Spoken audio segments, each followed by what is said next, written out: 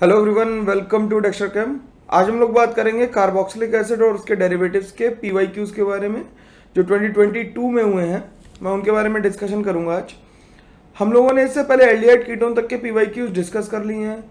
भाई मेंस का पेपर कुछ लोगों का आज हो जाएगा और कुछ लोगों का आने वाले टाइम में होगा। इसके बाद एक वीडियो और आएगा जिसमें मैं बताऊंगा कि क्या नहीं करना है। भाई जिनका पेपर लेट है उन्हें क्या नहीं करना है, ठीक है। ये वो जरूर सुन लेना ध्यान से, वो बहुत काम की चीज़ है। इस चैप्टर से बहुत कम क्वेश्चन आए हैं तो उन्हें हम देख लेते हैं। और एक मैं चैप्टर एनालिसिस की वीडियो जल्दी ही डालूंगा कि जिसमें मेंस के चैप्टर एनालिसिस है, जिनकी कम से कम जिनका बाद में पेपर है उन्हें थोड़ी सी मदद हो जाए। यार मैं धीरे धीरे काम कर रहा हूँ लगातार तुम्हारे लिए, तुम्हारे बेटरमेंट के लिए, जिससे तुम्हारे नंबर अच्छे आए। जिनका पेपर आज हो गया है उनके लिए मैं नहीं डाल पाया, उसके लिए सॉरी यार। लेकिन जिनका पेपर आगे है उनके लिए मैं कोशिश कर रहा हूँ कि ज़्यादा से ज़्यादा इन्फॉर्मेशन जैसे जैसे डे बाई डे बढ़ा के डालूं, जिससे वो थोड़ा 10 मिनट का वीडियो देखें, 5 मिनट का वीडियो देखें और उन्हें फ़ायदा मिले। हम लोग अपने क्वेश्चन डिस्कशन को आगे बढ़ाते हैं टाइम वेस्ट किए बिना, और पहले क्वेश्चन पे चलते हैं। पहला क्वेश्चन कह रहा है कि two statements are given below. Statement 1 कह रहा है the melting point of monocarboxylic acid with even number of carbon atoms is higher than that of with odd number of carbon atom acid immediately below the and above its series. अब देखो, ये जब even number of carbon होते हैं तो even number of carbon में क्या होता है, पैकिंग बहुत बढ़िया होती है। क्या होती है? पैकिंग बहुत अच्छी होती है। और पैकिंग अच्छी होने की वजह से मेल्टिंग पॉइंट बढ़ जाता है जब इवन नंबर, जब सिमेट्रिक चीज होगी, इवन होगी तो सिमेट्रिक होगी, सिमेट्रिक होगी तो यानी पैकिंग बहुत अच्छी होगी। The solubility of monocarboxylic acid in water decreases with increase in molar mass. बिल्कुल ठीक है, जितना हाइड्रोफोबिक चेन बड़ी होगी, इसके लिए क्या कहेंगे कि हाइड्रोफोबिक चेन जितनी बड़ी होगी,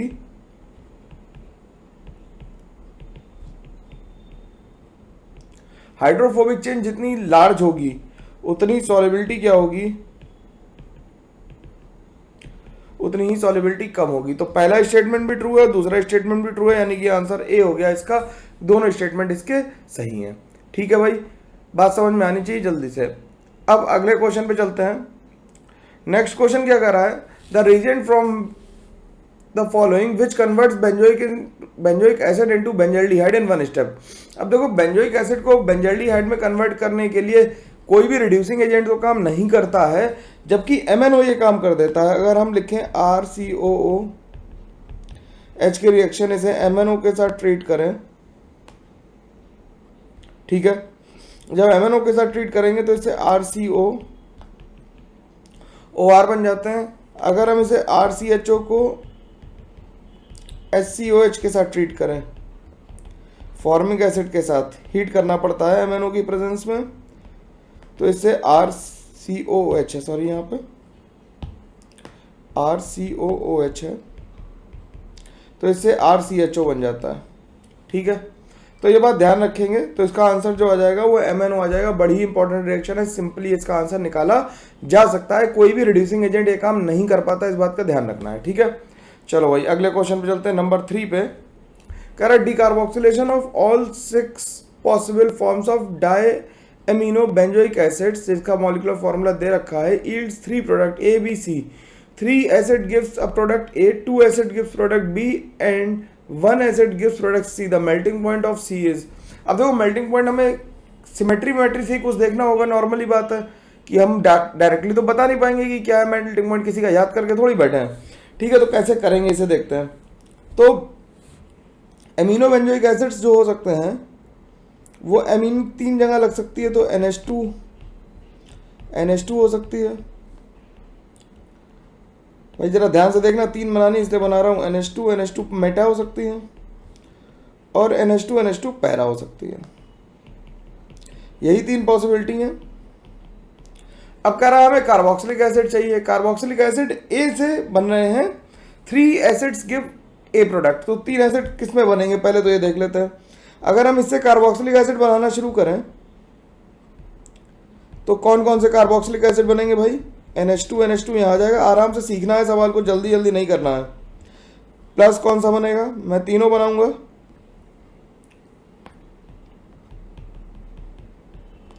यहाँ पे बन गया NH2 और यहाँ बन गया COH। तो इससे कितने बने? इससे 2 ही बने। अगर हम तीसरा बनाएंगे, मान लेते हैं इस COH को यहाँ पे लिख दूँ, तो दैट विल बी पैरा, बिल्कुल सेम हो जाएगा इसके जैसा। तो इससे कितने बन पाए? 2 बन पाए।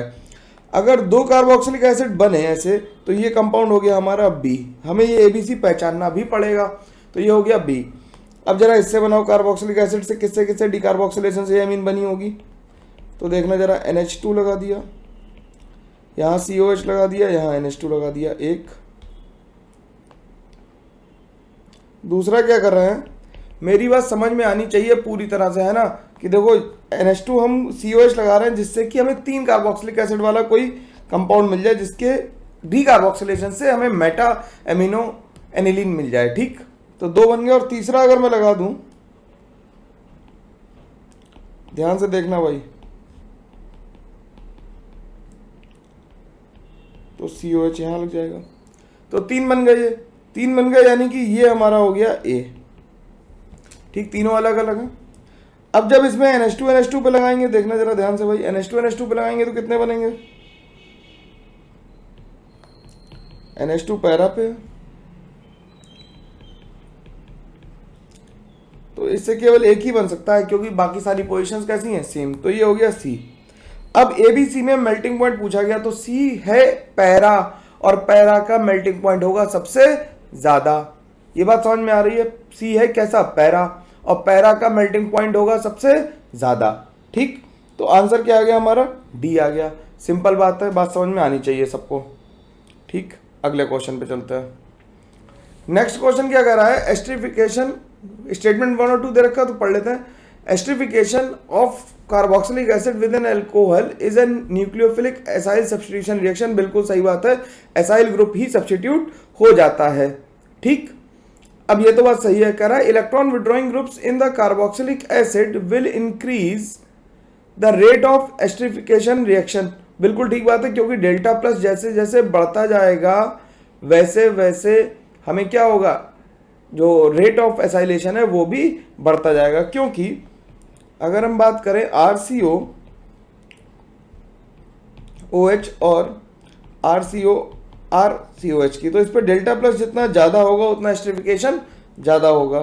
तो इसे यहाँ R' लिख लेते हैं, तो ये COOR' बन जाएगा, ये एस्टर है। ठीक है, तो इसका आंसर जो होगा वो आंसर A आ जाएगा। सिंपल बात है, आसानी से समझ में आ जानी चाहिए, इसमें कोई दिक्कत किसी को नहीं होनी चाहिए। मैं बिल्कुल सीधी सीधी बात करता हूँ, ज़्यादा यार लॉजिक तो मैं मतलब केमिस्ट्री का ही लॉजिक बता सकता हूँ।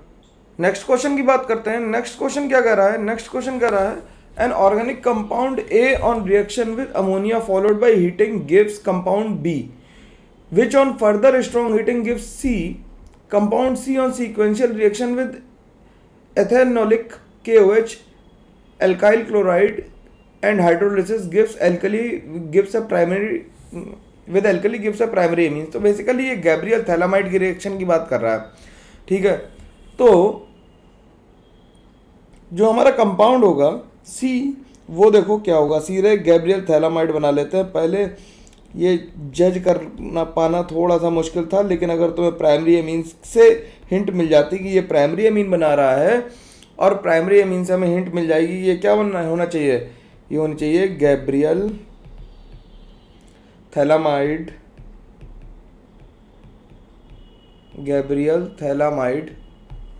रिएक्शन है। ठीक है, अब इसकी रिएक्शन KOH से होती है, तो क्या होता है, पहले बाकी रिएक्शन लिख देता हूँ। ठीक, तो इसके KOH के साथ रिएक्शन होगी तो क्या होगा, KOH के साथ रिएक्शन होगी तो ये बन जाएगा CON-CO,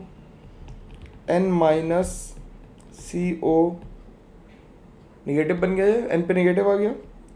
इसने RCl पे रिएक्शन करनी है तो ये इससे अटैक कर देगा, Cl को निकाल देगा। ठीक, जब Cl को निकालेगा तो क्या बन जाएगा भाई, तो ये बन जाएगा CO,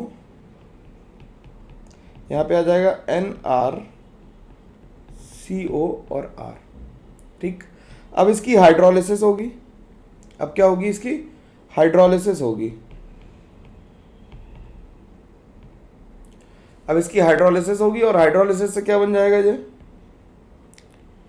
ये बन जाएगा थैलिक एसिड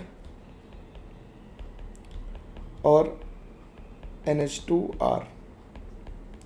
ठीक, अब हमें कंपाउंड सोचना था A क्या होगा, तो ये A तो यही होगा, ये कंपाउंड सही आंसर C आ जाएगा। क्यों, क्योंकि इसकी रिएक्शन अगर हम अमोनिया से कराएं अगर हम अमोनिया से रिएक्शन कराएंगे इसकी तो क्या बनेगा, तो इसकी रिएक्शन कराएंगे अमोनिया से तो बन जाएगा COO माइनस और NH4 प्लस। सॉल्ट फॉर्मेशन होगा पहले आराम से, ठीक। उसके बाद हीट करने पे ये थैलामाइड बना देगा। ये क्या बना देगा, थैलामाइड बना देगा। तो देखो ध्यान से, NHCO के साथ बॉन्ड बना, तो ये थैलामाइड बन गया। तो आंसर हमारा इसका C आ जाएगा। सिंपल है, कोई बात इसमें परेशानी की किसी को भी नहीं होनी चाहिए, ठीक। नेक्स्ट क्वेश्चन पे चलते हैं। नेक्स्ट क्वेश्चन आ गया डाइबल एच का। डाइबल एच हम जानते हैं एस्टर्स को रिड्यूस करता है एल्डिहाइड में। डाइबल एच क्या करता है, एस्टर से एल्डिहाइड बनाता है और एल्डिहाइड को कोई रिएक्ट नहीं करता है। तो इसका आंसर हमारा ए हो जाएगा, ज़्यादा बुद्धि लगाने की ज़रूरत नहीं है। अगला क्वेश्चन देख लेते हैं। अगला क्वेश्चन क्या कर रहा है, I2NaSCO3 के साथ रिएक्शन करे पिरिडीन के साथ। तो देखना जरा, ये क्वेश्चन थोड़ा सा अलग है। जब इसकी रिएक्शन आयोडीन के साथ होगी और यहाँ पे हमारे पास COOH और लगा हुआ है, तो यहाँ पे CH2COH लगा देते हैं, और NaSCO3 के साथ होगी तो CO2 निकल जाएगी, और एसिड बेस रिएक्शन के साथ साथ साइक्लिक आयोडीनियम आयन बन जाएगा,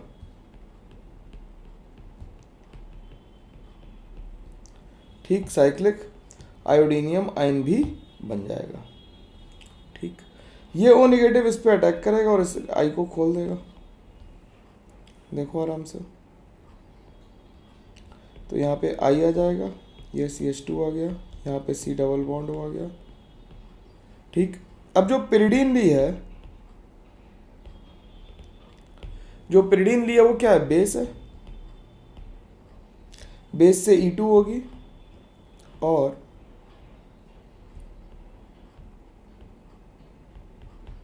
जो एसिटिक एच है वो निकल जाएगा, और यहाँ पे हमारा क्या आ जाएगा, ऑक्सीजन आ जाएगा। तो ये आंसर आ जाना चाहिए इसका। तो आंसर आ गया हमारा C पार्ट, ठीक है।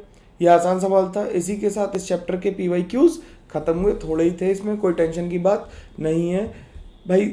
थोड़ा सा धैर्य रखो, परेशान होने की ज़रूरत नहीं है। मैं कोशिश पूरी कर रहा हूँ कि ज़्यादा से ज़्यादा तुम लोगों को मतलब मटेरियल दे पाऊँ, ज़्यादा से ज़्यादा सुविधा दे पाऊँ। प्रॉमिस कर रहा हूँ कि एडवांस के लिए मैं और अच्छे से करूँगा, क्योंकि मैंने चैनल थोड़ा यार लेट रीएक्टिवेट किया, ठीक है।